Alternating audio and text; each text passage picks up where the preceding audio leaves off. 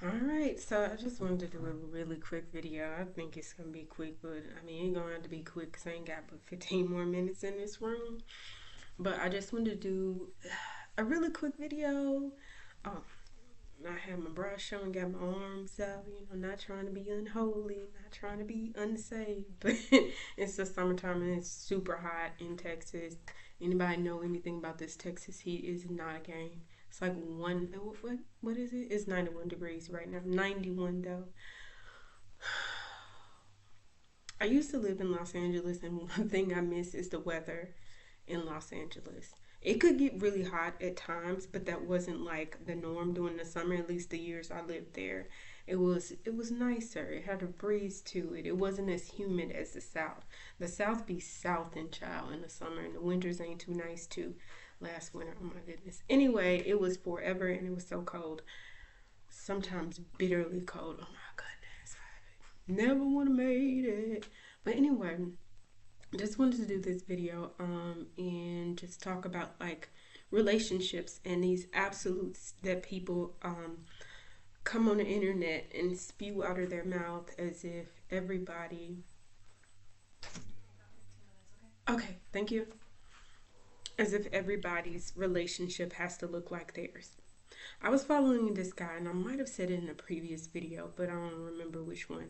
But I was following, well, not following this guy. He was just like I liked some of his videos, so it showed up on my IG sort of like homepage. And I would like he would talk about his wife, he would talk about his faith and everything else. So I thought, oh, okay, he's cool enough. I never followed him, and I'm glad I didn't because he did something that really irked me. But following this guy, I'm not following this guy. I saw this guy on my IG page, like I just said, and he did a video. And it was like a short little video regarding this Pop the Balloon, sort of like the snippet from a Pop the Balloon video. And in the video, the guy had just graduated from, I think he was a, not esthetician, anesthesiologist school or something like that. And the woman popped her balloon, and the hostess asked her why. And she said, oh, well, I want a man who's more established in his career. And of course, the comments were just typical critical. Oh, well, she doesn't know. She missed out and all this other stuff. That could have been her blessing and all this other stuff. And the guy who was commenting on it was like, oh, well, when my wife met me, I didn't have much money. I was in med school. She was supportive. We got together, da da. Basically saying that, the guy should have gotten a chance from this young lady because just because he wasn't established doesn't mean that they couldn't have had a good relationship. And just kind of like painting the picture of just, like my relationship worked out and I was not established. You should give this man a chance. And I was thinking about that earlier today because I watched this video about it's called from this is there's this couple called their YouTube channel is called With the Robinsons. If I can speak more eloquently, Lord, please help me touch my vocal cords in Jesus' name. But like, it's the channel is called With the Robinsons. They're an older couple. They have like a blended sort of family. She has one kid, he has 8 kids, and their video is like, about the blending of their sort of family, and their kids are all grown and everything, so it's not like a blended family situation where they're all living together, which would be interesting. But they're just talking about their relationship, talking about the shame that he had with having 8 kids by several women, and talking about like, how he maintained a relationship with his kids, just briefly going into that, and also talking about like, God telling him to give himself some grace, and how he thought for a long time that he would never find a woman who would love him because of the amount of kids that he had. And she was giving it from her point of view, saying, I was apprehensive in the beginning, but once God confirmed it, I was just locked in, and we're together now. They have, like, they're getting married soon, not this month, but next month, September 17th. Their theme is A September to Remember. It's really cute.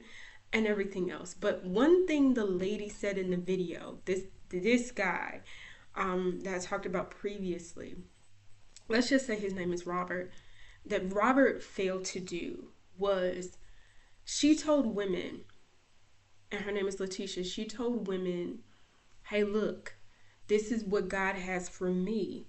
You know, my daughter was a single woman without kids. And I told her if she wanted to start her family fresh and get with a man without kids, I told her to ask God for that. And God provided that. She clarified that this is our situation. This is what God has for us. And if it's not what God has for you, to God be the glory. You have something else. You have another relationship, another situation. But God called me to this man, and he just happens to have 8 kids. And you have to watch out for a man's mindset. Don't think that you called to somebody because that's what your environment is. She pointed out that her daughter had friends who were dating men with kids, and so the daughter thought that, hey, that's normal. That's something I should look for. But that's not what she ended up with. God blessed her with something different. And that's the purpose of this video. The guy, Rob, right? He didn't do that.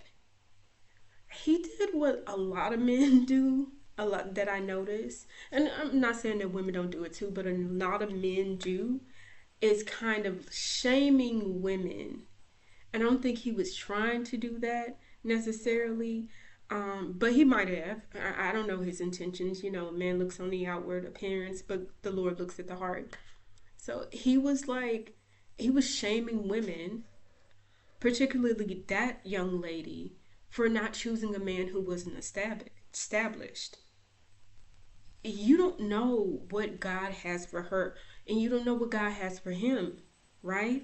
You don't know, like maybe she even said, oh, I don't like a man who's not established, not because that was even the issue. You know what I'm saying? Maybe the issue was something else. Maybe something about that man just turned her off. And so she latched onto the he's not established.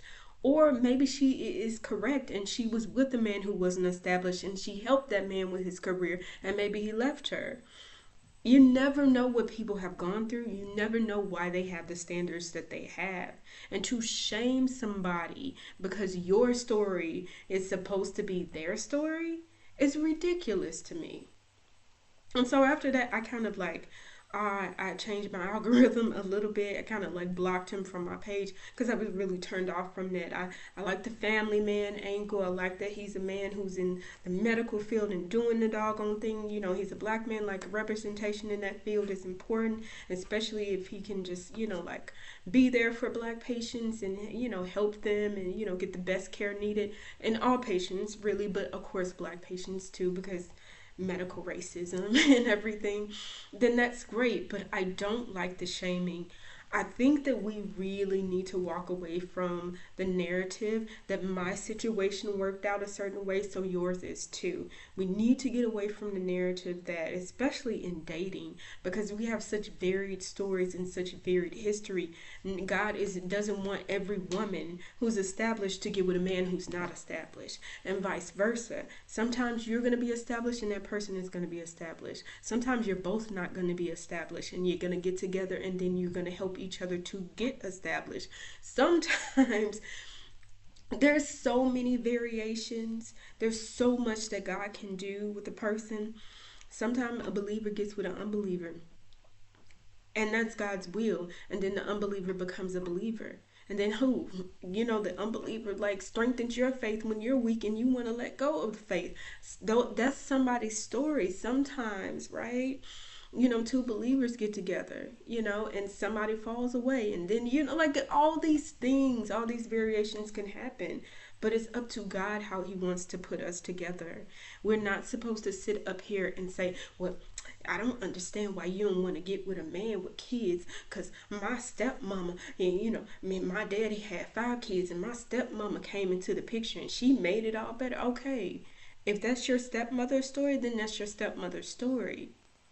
You're making your stepmother's story into your story and to every other woman's story when that's not the case.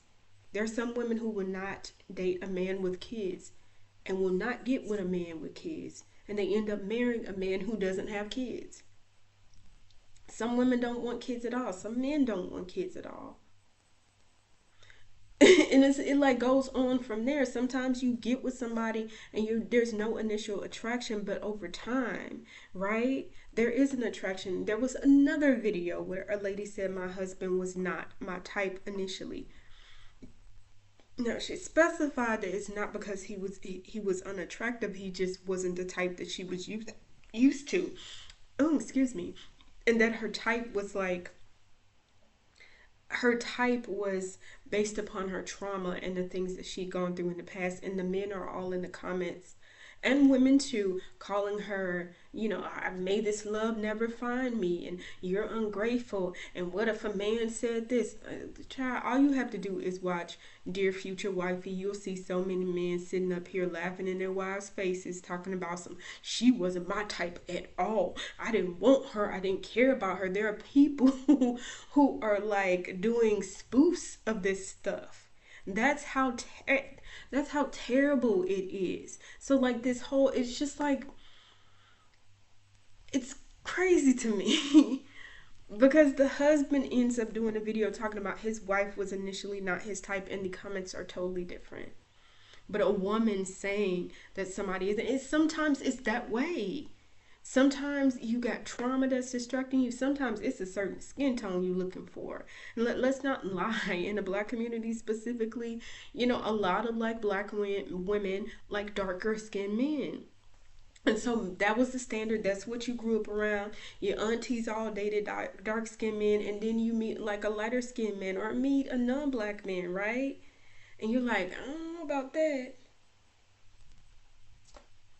And there is grace for that, because we grow up in the situations that we grow up in. We have the experiences that we have. We're so completely different. Why are we trying to treat dating like a monolith, marriage like a monolith?